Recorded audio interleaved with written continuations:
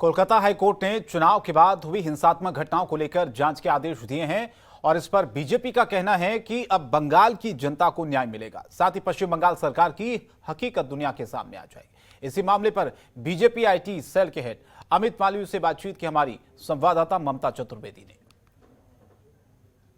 चुनाव के नतीजे आने के बाद जो हिंसात्मक घटनाएं हुई हैं उसको लेकर कोलकाता हाई कोर्ट ने यह आदेश दिया है कि सीबीआई जांच हो। इस पर बातचीत करने के लिए हमारे साथ मौजूद हैं भारतीय जनता पार्टी के IT cell head Amit Malviya ji. इनसे बात करते हैं। कोलकाता हाई कोर्ट ने जिस तरीके से आदेश दिया है कि महिलाओं के साथ जो दुष्कर्म और हत्या के मामले आए हैं उस पर सीबीआई जांच हो और बाकी मामलों के एसआईटी, क्या आपको लगता है कि अब पश्चिम बंगाल की जनता के साथ न्याय होगा? बंगाल में चुनाव के परिणाम आने के बाद हिंसा की घटनाओं में तेज़ी से बढ़ोतरी देखी गई।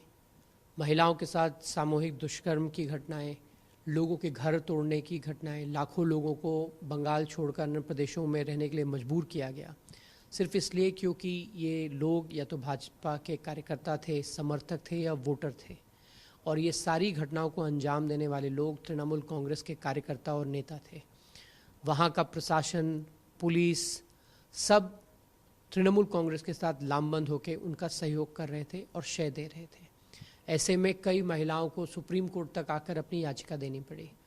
कलकत्ता हाई कोर्ट के निर्देश पर नेशनल ह्यूमन राइट्स कमीशन ने और अन्य कमीशंस ने, चाहे वो विमेन कमीशन हो, चाहे चाइल्ड राइट प्रोटेक्शन के लिए कमीशन हो, चाहे शेड्यूल कास्ट, शेड्यूल ट्राइब या माइनॉरिटीज़ कमीशन ही क्यों ना हो, उन सब ने वहाँ पर जाकर इन्वेस्टिगेशन किया और इस बात की पुष्टि करी कि वहाँ पर बड़ी संख्या में हिंसा का एक दौर चल रहा है और ये प्रायोजित हिंसा है। प्रदेश की सरकार इसके पीछे है, वहाँ का प्रशासन इसमें पूरी तरीके से मिला हुआ है।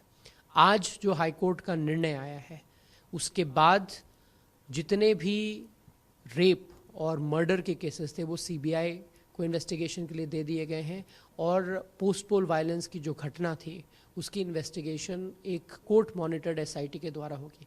हमें उम्मीद है कि इससे बंगाल की जनता को न्याय मिलेगा और जिन लोगों के घर में लोगों की मृत्यु हुई है या जिनकी महिलाओं के साथ इस प्रकार का जघन्य अपराध हुआ है उनको न्याय मिलेगा।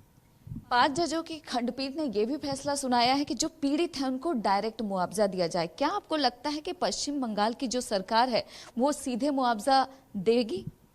देखिए, ये पश्चिम बंगाल की सरकार का दायित्व है कि कोर्ट के निर्देश के बाद वो इन पीड़ितों को मुआवजा दें।